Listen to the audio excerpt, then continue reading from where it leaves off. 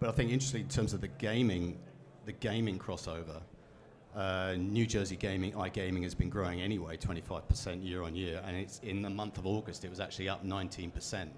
So there's no initial signs there of any cannibalization sports betting coming in with iGaming, which is an interesting point. So yeah, probably a bit too early to say, but certainly there is going to be a large pie here for any new operators to potentially, and suppliers to get a slice off. And any two things where there is a big market that if you can access, whether it's innovation, tech, or local knowledge, those are going to be your two ins, really.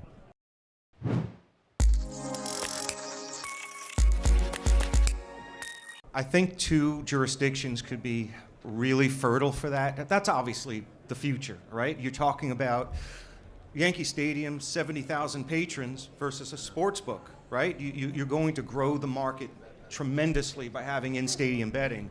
But I would focus on states or jurisdictions where there are no casinos and racetracks. And yesterday, a bill dropped in the District of Columbia by ordinance. There are no tracks or casinos in D.C. And our good friend Ted Leonsis, the owner of the Washington Capitals and the Washington Wizards, he's the CEO of Monumental Sports, has been one of the biggest proponents of in-stadium betting. And I think you could look to D.C.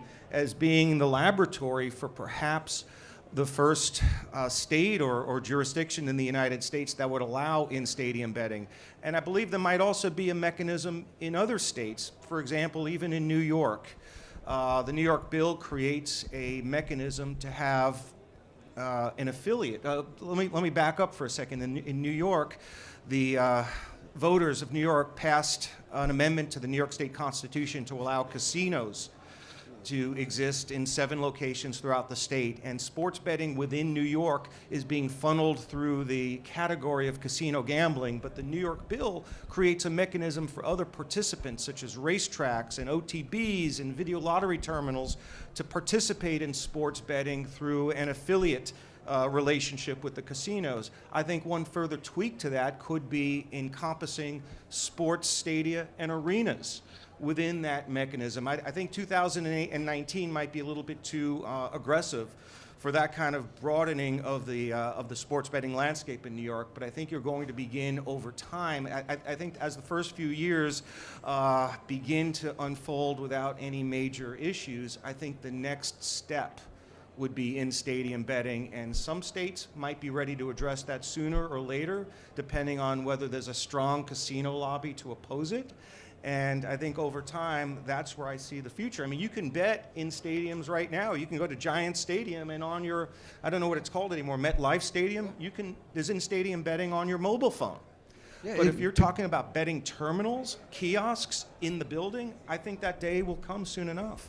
There will be in-stadium betting at some point in the future. Money and fan interest, voter interest, and just economic reality will drive that at some point. In the current legislative and political landscape, no, with the exception of the District of Columbia, but that's certainly a scenario that I see unfolding a decade from now, if not sooner.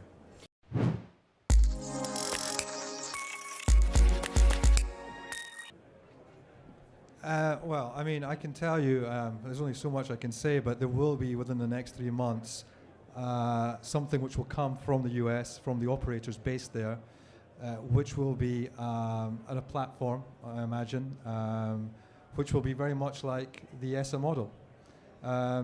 Still in the early stages, but that will happen within, I think, the next three months. Whether that's ESSA or GLMS, that's the way it should be. We want the operators involved. We want the private and public stakeholders fully involved. And that's the point. Today, the argument is, can the league do this? Can the league provide this? Can the league replace an entity such as GLMS or ESSA? And what is the answer? What are the lessons learned elsewhere?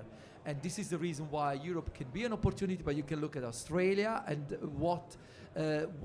how far we have come to the point where we say, again, this is a global phenomenon. You cannot win alone.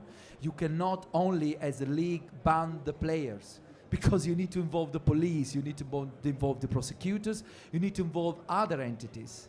And therefore, being a much more complex, I think they will need to have a platform. I'm going to talk to Cleveland next week to US lotteries policymakers, and the point of the discussion is really, again, what are the different options we have?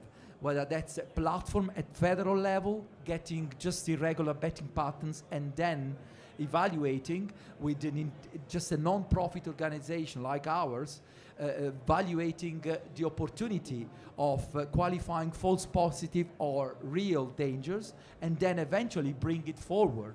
But they need to really get this done at federal level. It's impossible to have tens of states with individual sports integrity body.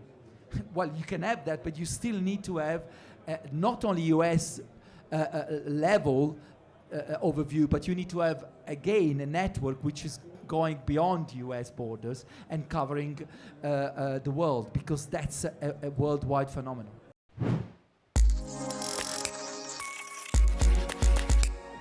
Well, I mean, I think we're already starting to see it. I mean, there's been reporting that some of the big telecoms companies have registered sports betting patents, the big media companies, so the likes of Verizon, Microsoft, Sony, Amazon, they've all registered sports betting patents over in the US, sort of in preparation. You know, I mean, the role of the sports leagues over there is still got to play out in terms of how they might get involved in the sports betting offer that perhaps we haven't seen the likes of over here so much. I mean, the MGM partnership with NBA, and now the Alliance of American Football, the new American Football League coming out next year.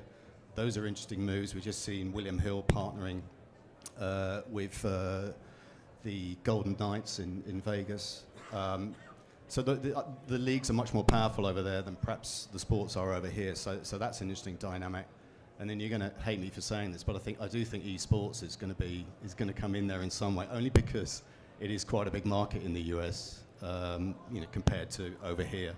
Obviously, it's predominantly Asia, but 40% of the esports market is US based. So the extent to which esports and DFS are in the offer too, who knows?